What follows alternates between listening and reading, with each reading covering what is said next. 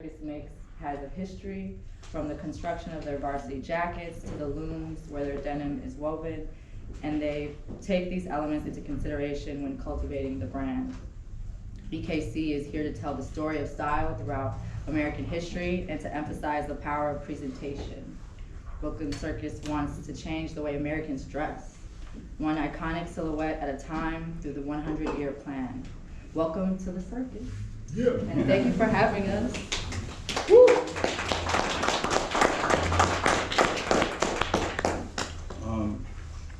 So before we get into it, I just want to say, first and foremost, thank you, for joining me for this discussion, and also just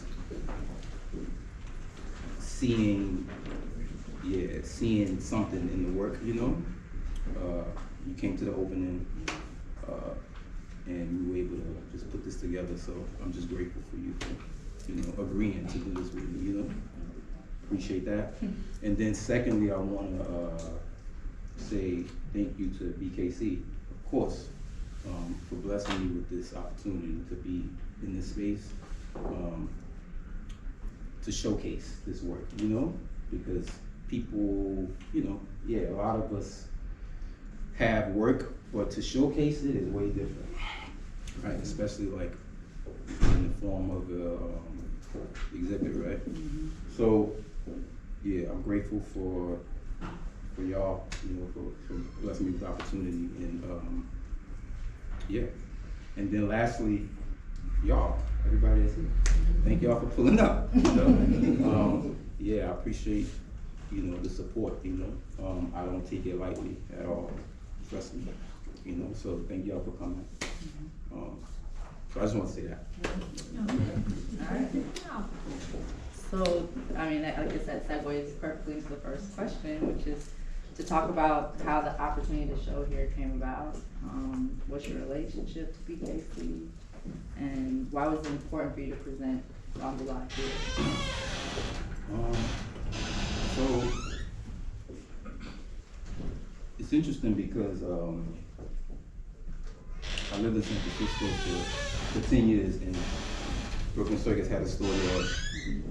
I did some work for them when I first got into this, and they gave me an opportunity to get involved with the brand. I knew a lot of guys that worked for the brand. Mm-hmm. It was kind of a cultural thing in the city at the time, a cultural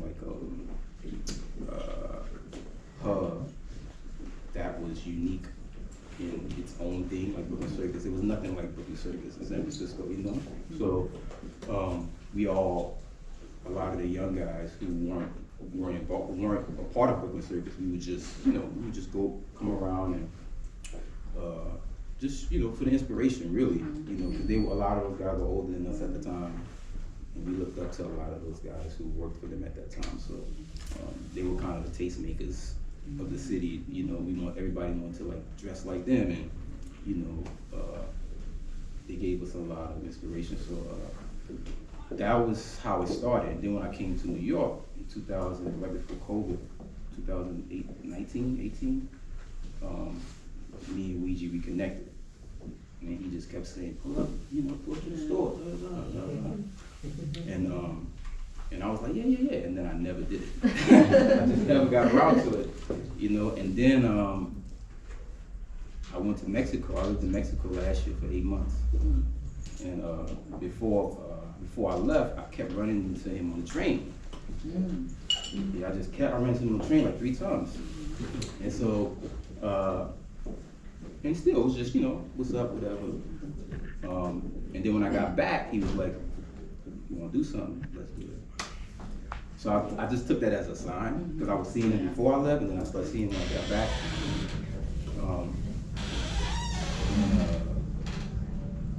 And I was actually working on a book. I was going to do a book before my first exhibit.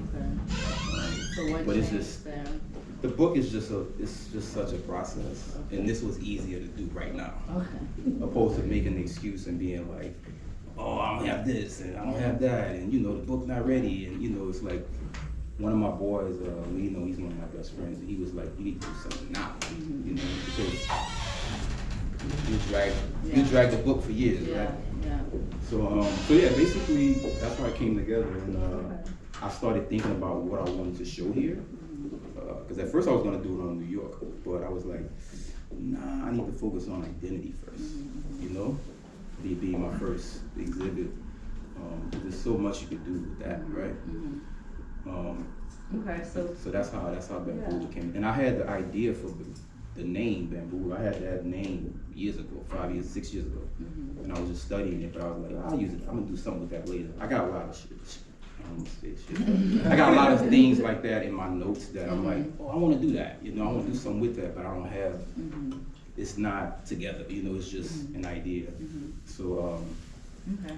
Yeah. Well, can you take us to the origin of making Bamboula specifically? Like. So I started thinking about identity, and me being from New Orleans, a place with very, very rich culture.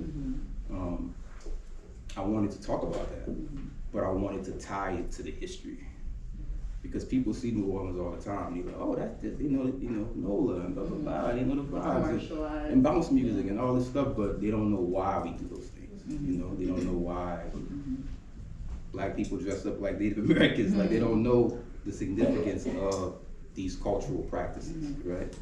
So I thought, okay, well, Bamboula is, it's a drum. For y'all that don't know, it's a drum that was exported from West Africa. One of the first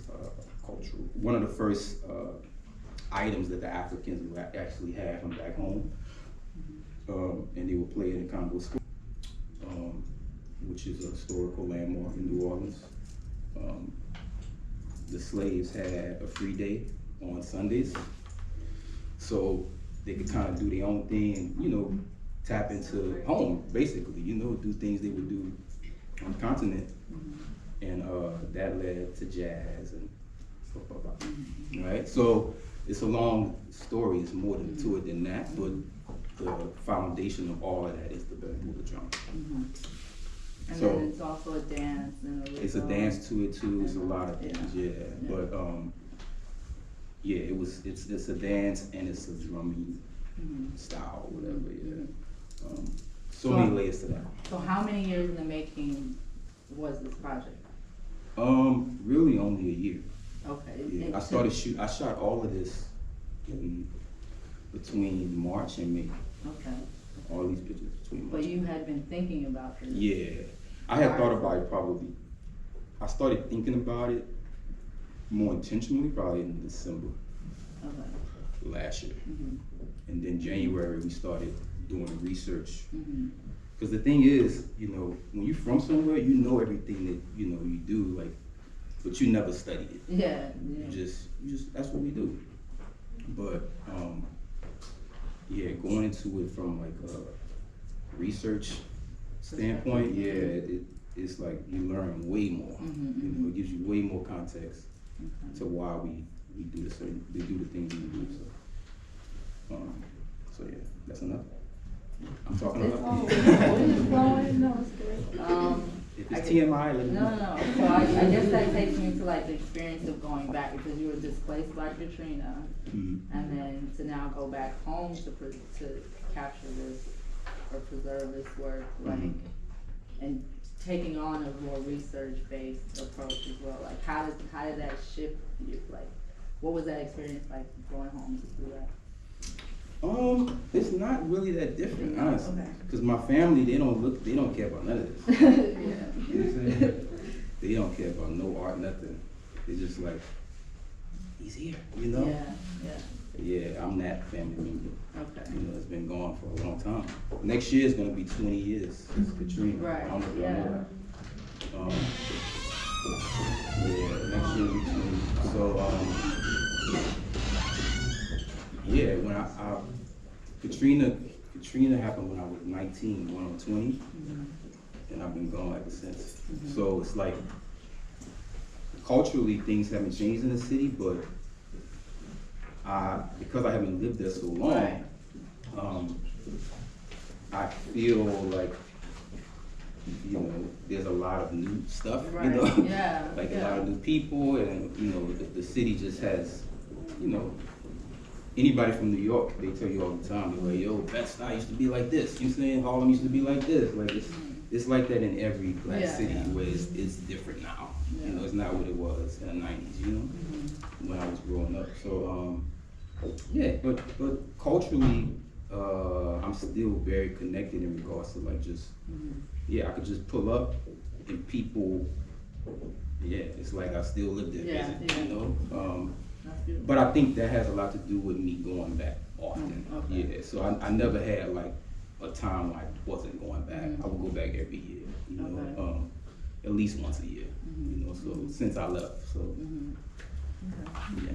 So let's dive more specifically into the photographs, and like we have Super Sunday, the Zulu Social Club, and Congo Square. Can you like share more about how Bamboula connects each of them? And yes, so we can talk about the Indians first.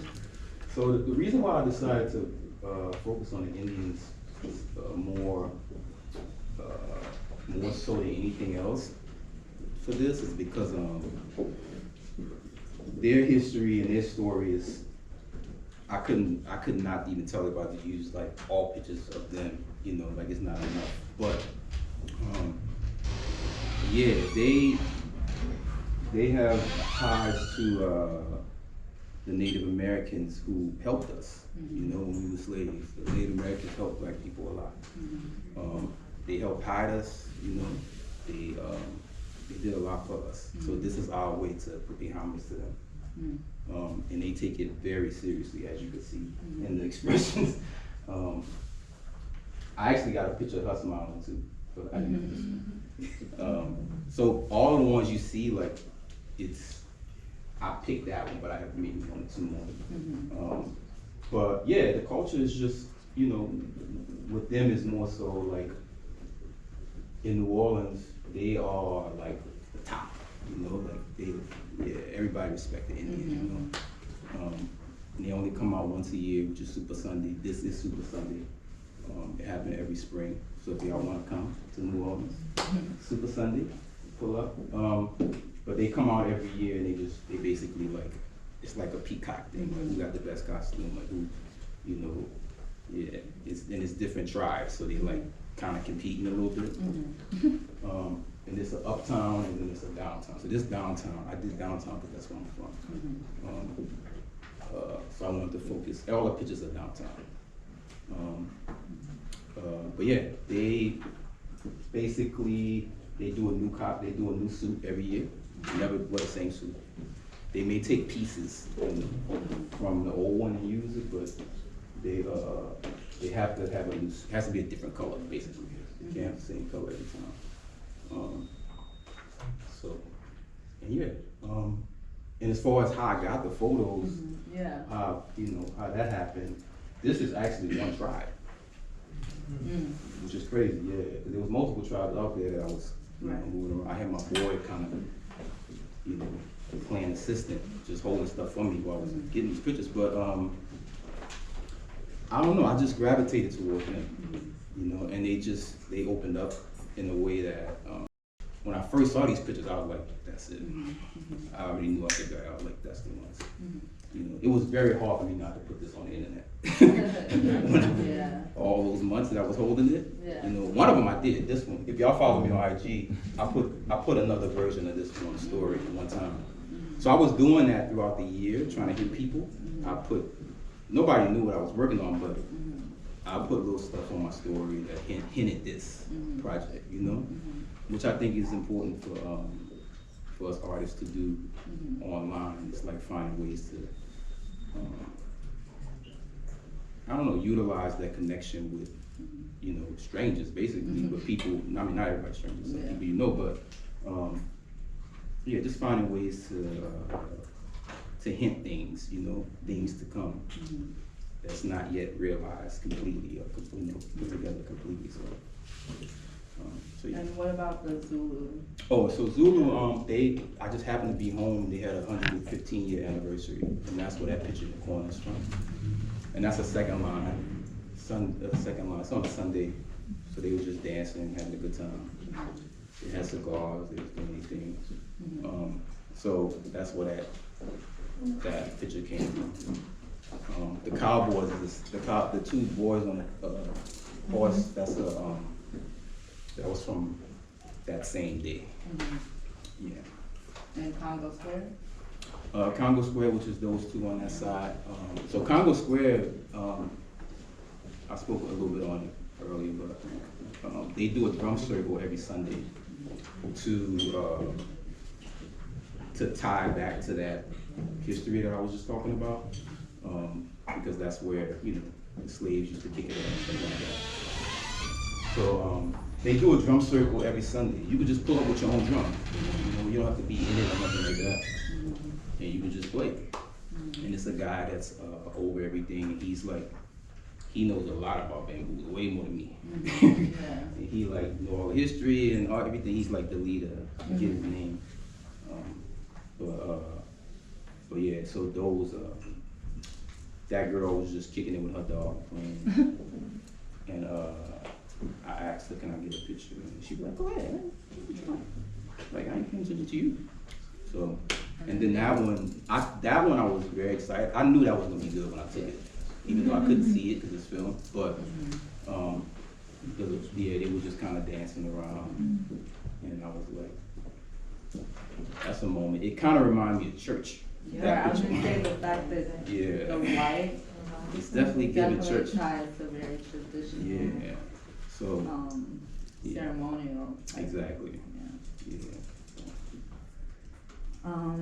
Okay, can you speak to how Bamboula is rooted in your call to not only like storytelling and preservation work, but specifically your call to preserve New Orleans and African American culture, or even like we didn't talk about diaspora. I mean, I think that these type of stories exist in every African American city. You know, we just gotta dig and do because that's the thing, like I said, when we live in a certain culture, it's like, oh, we just know it, but we don't go into why we do the things we do, you know? And I think there's a lot of empowerment in that, you know? Education in general is empowering, just knowing more, right, about yourself is empowering, but I don't know. I feel like it's important to find ways to go in detail about who you are, you know, your identity, and that's all this is. You know, that's all it is. It's just a detailed version of the things that I'm already involved in. You know, I'm presenting it in a way where it's like, this means this, this means this, this means this. So in a way, this project is also a self-portrait, in a way. Like I wouldn't say self-portrait. I would say who you are, that side of yourself is someone. I would say it's like a profile. Yeah. That would be the same way.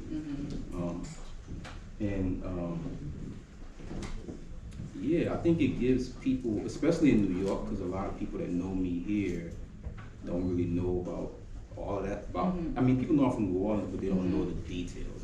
So I think that this is kind of a way to an entry point. Yeah, to give people all of that without me having to explain it. You know, it's like. I mean, I think something that's very special about Bamboula is that it is diasporic. Like, you know, there's history of it in Haiti, St. Croix, Virgin Islands, New Orleans, Louisiana.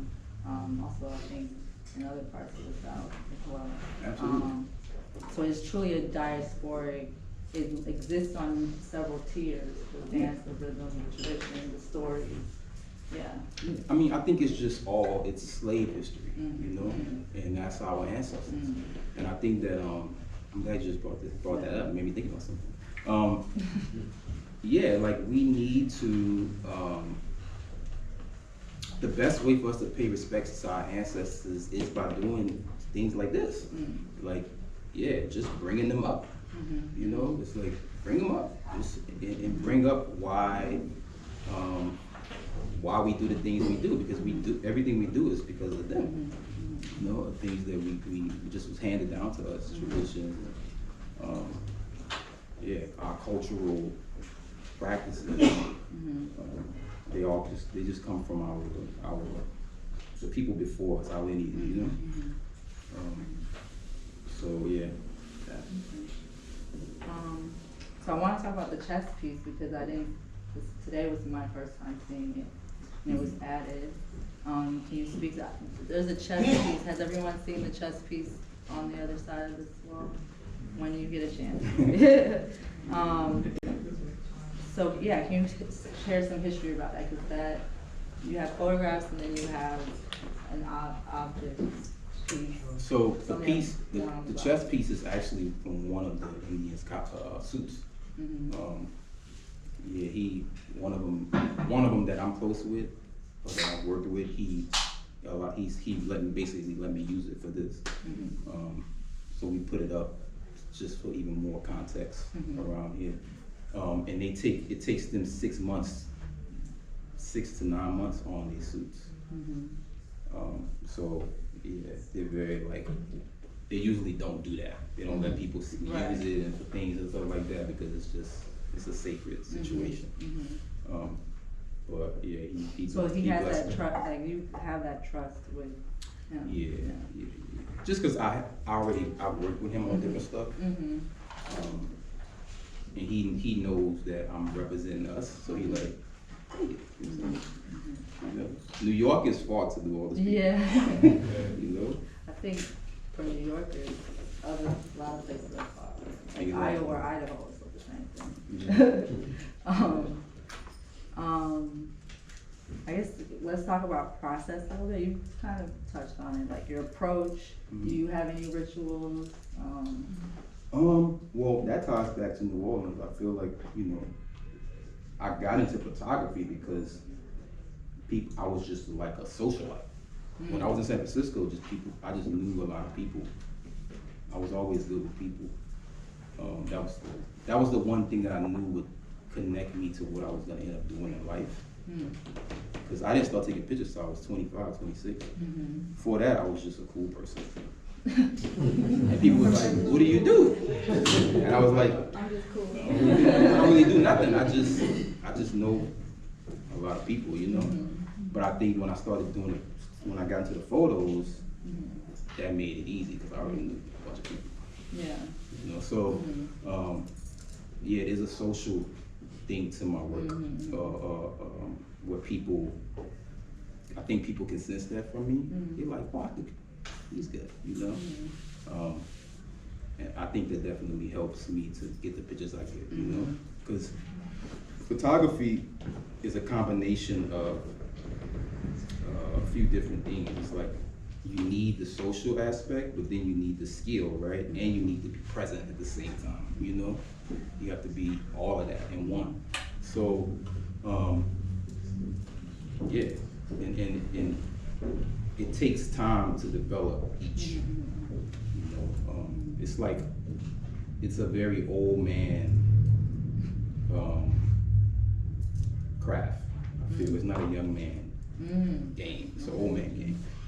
Because you learn as you be like, oh, that didn't work. You know what I'm saying? Yeah, the time, the refinement process. Yeah, it's like cooking. You have to do it over and over and over and over and over again. So, and once you're like good at it, people expect you to like always be good at it. They're like, where's my picture? So you can't tell them it's not good because they like, you take good pictures, don't you? But I'm like, every picture I take is not good. Sorry, I had a crowd of people that wants to come in. Okay. I just right? So, I guess that ties into selecting you have this, what we see here is only a fraction of the body, the full body of work, right? Bamboula? Yeah, you have other, how did you select these images as opposed to others?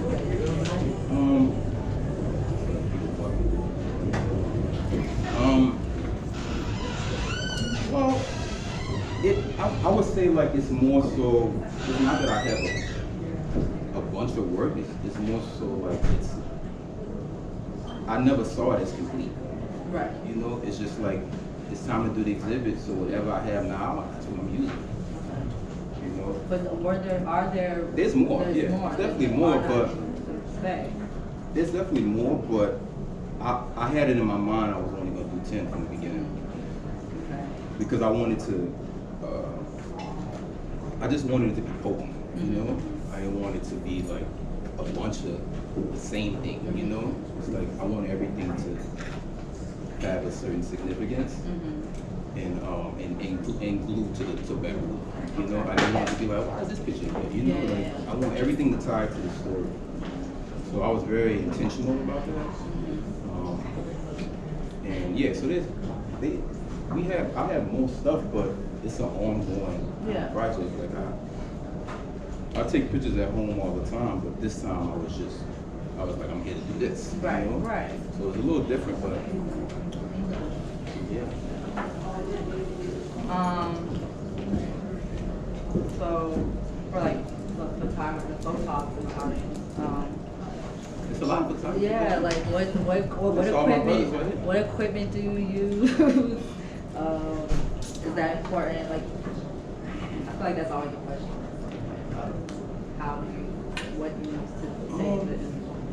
Well, one of my boys, Josh, he's a photographer in New York. He said whatever camera you have is the best camera, right? So it's not about what camera and what this name and this brand and all this. It's just like, you know, it's you. Yeah, it's you. It's in you, not on you situation, you know. So, and I've always tried to remind myself that. Yeah. So I don't get too much into the equipment and stuff like that. But yeah. So what is your dream for this project? Like, how will it continue to live and evolve beyond Brooklyn Circus? And like, what's the next chapter? What does that look like? Well, right now, inshallah, the show is going to New Orleans next. You know, that's the plan and the goal. That's still in the making, in the process. But from a spiritual standpoint, I feel like it's already done, honestly. Especially because of this and this one, and just the energy around the project. So yeah, I think that it's gonna grow and just go to other cities next year. And I'm hoping that we can, ride with it throughout 2025, and then I'll move on to the next project. So will each But I wanted it to start in New York. Will each city take on new images? Yeah, I'm gonna probably do 10, but I'm gonna do a different 10 every time. Okay. So the experience will be different. And I'm gonna add different, props and stuff like that. But because there's more to this story, like we didn't even get into a lot of the Mardi Gras stuff and all this. It's all kind of other things, but this is just more a few things, attacks.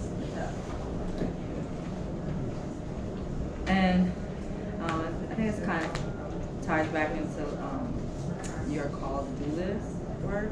Like, what do you want the audience to take away from this body of work? And that's a good question.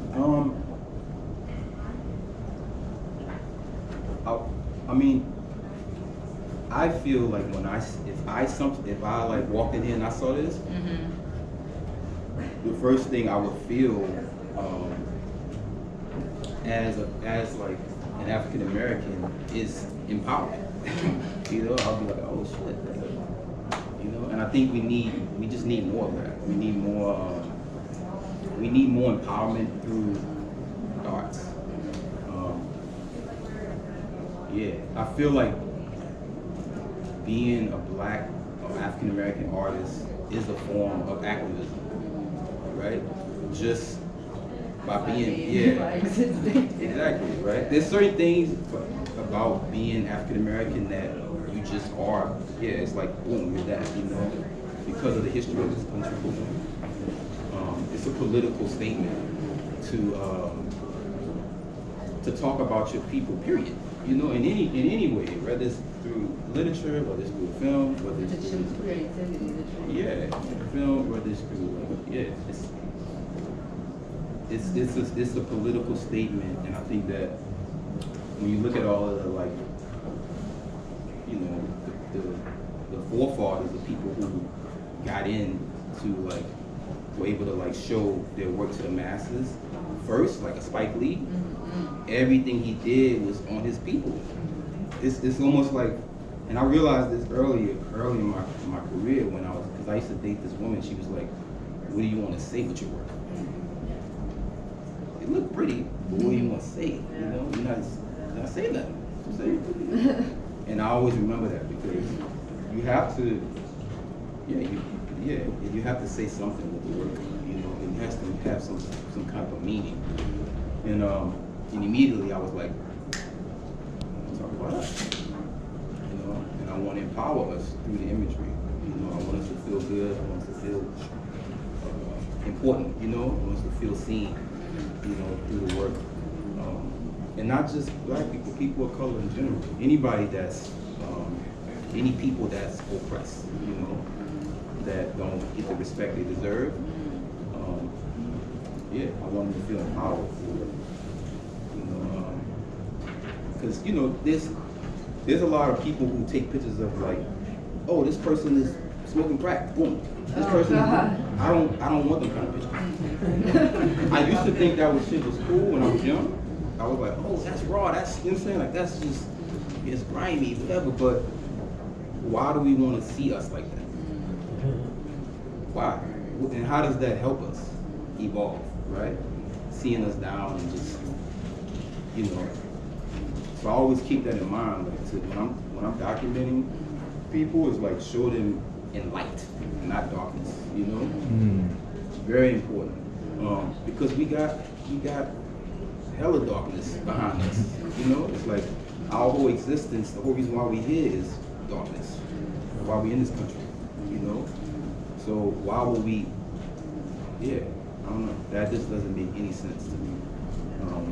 I think that light is important. We need light, as much light as possible on our people, you know? Show them as their highest self, you know? So, and I do that a lot. Even if you look at a lot of the pictures, if you pay attention to how I took the picture, I took it under them to make them look big, you know, to make them look. I did that on purpose, you know. This one you can really see. So those are the little tricks that I use to, like, that's part of the give more context to the imagery. But and they all, I don't know, all of these pictures were, you know, they were pretty easy shots, you know. Whenever I'm doing something and I get nervous, or I'm like, because when I went in front of them, I did get a little nervous at first, because I was thinking about this. I was like, I gotta get this shit right, because this for the show, you know what I'm saying? But whenever I get nervous like that, I'm just like, just do it the way you always been doing it, right? You don't have to do nothing different, you know? It's like, like you say, that's how everything kind of that process. I think that's about I feel like I'm talking way too much. We're good now. Question. Any questions? Brother JD. Question, so when you spoke about the Indians, you spoke about how it's kind of like a status position, or like they're exalted. So my question is, how does one become an Indian? Is it something you're born into, or is there an initiation process, or like, what's that like? So the Indian tribes is more of a lineage thing, right? So, like, let's say if you're a son of an Indian, like, you automatically, it's not something you could just jump into. You know, you have to have family that has been doing it for years, that has a connection. You know? But Yeah, it's usually men. It's not really a lot of women. That's why this picture was so important to me, because it's usually, it's usually more men, male Indians. But when I saw the girl, I was like, I've seen women before, but usually they're older. I don't see a lot of younger women. So yeah, that's why this picture was a money shot. Any other questions? So I'm interested in how the composition, the concept of when you talk about light and the regalness of the photo, but also texture. I wanted to talk about texture and the fact that in New Orleans there is still a presence of the Creole, much like in the Caribbean, and it's also something that's venerated and kind of held there. So I wanted to know if you could touch on that a bit, just talk about like that creolization that happens. Because if you look at like even the headdress there, that's kind of European, almost in how it is like adorned, but it's also Congo art and then India. So I'm seeing three references, especially with the line work. So yeah. Well, the thing about all of this in New Orleans culture in general is that it is a fusion of, like you said, all these different places. So you see those influences in their pieces. When it comes to like Creole, I feel like there's a little bit of a disconnect with the Indians in that. The Creole stuff is more tied to the food. That makes sense? The cuisine. But India and then Africa is exactly. And I think that's important to recognize that the two separate cultures come together also, like in a very unique way, very like these aesthetically pleasing but culturally rich moments. Yeah, because back in the day, like Creole was just anybody that was mixed, kind of, in a way. Anyone born out of Europe. Oh, in the Caribbean, white Creole. it's more like language, and that's how we think about Creole. It's more like language and like coming together of these two like disparate ideas or cultural practices. Like mass carnival for us. This is very similar to like a carnival dress. Exactly. But it's very European, it's Indian, and it's African. So there are these three forces that work constantly. And I saw that and I was like, oh, this is really interesting. It's like we're miles apart, culturally we're doing the same thing over and over and over. Yeah. And it's really cool that you kind of captured that and you're also researching. Also too, to touch back on some of the beading and the way they go about creating the suits, they use a little bit from anything that's tied to their cultural heritage. Somebody had Obama on one of these. So it's like, anything that's tied to native history, the continent, right? You'll see, when you see the suits, you see all kind of, like the one in the back is a Native American. Specific. And the timeline don't really matter. Like contemporary or more. It's just whatever they see as their culture, right? Their heritage. They're putting it on it too. But people they do all types of different things.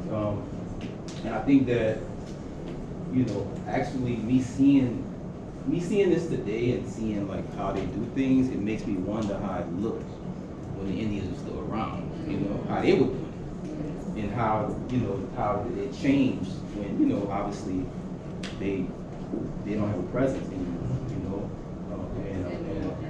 and we're just in America, in the U.S., they're still around, but I'm saying not, at one point this was completely this, all of this, and not just the U.S., the Caribbean, South America, all of that's native land, it makes me think of that and how slavery and the whole, colonization stuff changed how the original Indian suits look, Cause I've seen some old pictures of like natives, but they all in black and white, so it's kind of hard to, you know, see like these pictures is like 1901, you know, like 1902, stuff like that. So, but yeah. Any other questions? So I could tell there's like the eyes, there's a consistency in like the fierceness of like the way you capture people's like eyes. Mm. Is that an like a beautiful like an accident, or is that more intentional? Because it feels very piercing and very intentional in the way that you It's definitely not intentional. different angles Yeah, and it's definitely not intentional, but I think that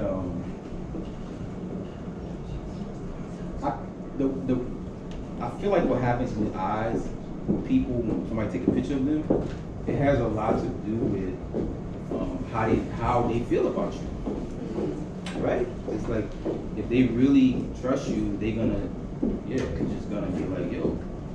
It's like we having a conversation. Yeah. It's like, Exactly. yeah, you're gonna look different Yeah. when meeting somebody you're uncomfortable with. Yes. Right? So I think it's more so of the comfort and the trust of like, okay, there's somebody that know what they doing. You know, I get you. You know, and just be me. So I think that's where that comes from. I think it has a lot to do with my energy with them. That they just kind of lock in and be like, I'm ready. You know what I'm saying? For the picture, you know? So yeah. What do you think was your biggest takeaway as you were doing your research for this project that inspired you to work? That's a good question. Biggest takeaway. My biggest takeaway was, I would say like I said earlier, the potency of where I come from, you know? Because obviously it's a beautiful place and all these things, but the history is so layered, you know, there's so much to it, and there's a little bit of New Orleans, and if you're African American, there's a little bit of New Orleans, all of us, because that's where the slaves came in, right? That was a big spot where people came to buy slaves. We're going into that conversation. No, that's another thing. But New Orleans was a main place to come for all the slave masters to come and buy slaves. You know, they sold them in churches, they sold them on the street, they sold them in different people's homes or whatever. It was a main spot. If you want to buy slaves, you get them from New Orleans. You know, so yeah, I think the research just made me think more so about how powerful, you know, how, I don't know, just, it made me even more grateful, you know, and appreciative, like, okay, yeah, you know, I've always been proud of them. You know, I've never been one of the people that's like, I ain't going back home, but, you know, I don't really, you know, but the more I learn about it, it makes me even proud, you know, and especially to be bringing it to other cities. I think that's a whole nother thing. Because for us, we see this all the time, you know, it's normal. But to bring it to New York, it's like, that's just still surreal. It's still surreal to me, honestly. I never saw this happen, you know, but,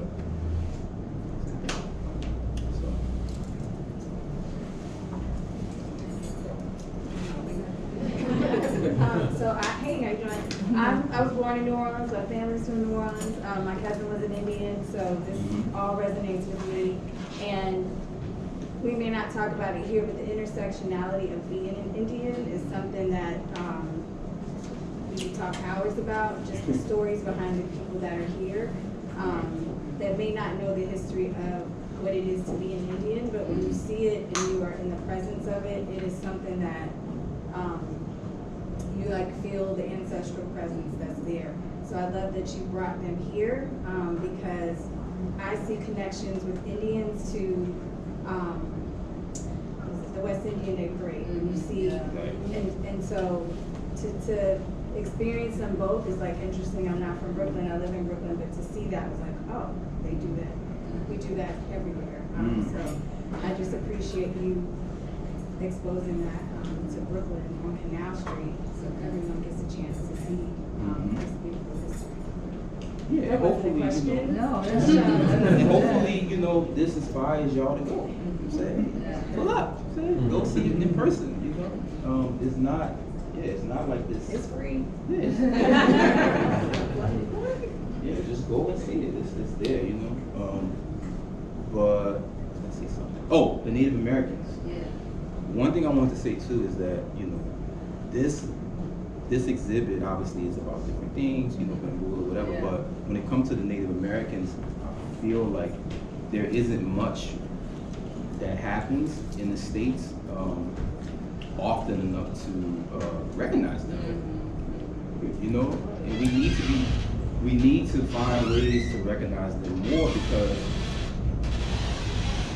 again, they were here first, and not only were here first, but they blessed this land that we live on, I was just on IG post something about how they didn't believe in owning land. Nobody owns the land. Yeah. Land is for everybody. How can you own something that is there when you die? It's like before you came and after, how could you own that?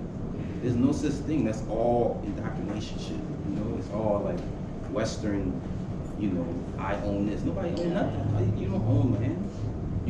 And I think that that's something that we should be keep in mind as we move in this country, because there's so many lies, that we're not really conscious of, and we just kind of take as the truth, but it's just not real. Nobody owns the land, so yeah, that's another conversation. That's another conversation. Any other questions? Any other questions? Just in the general sense, have the individuals in the photograph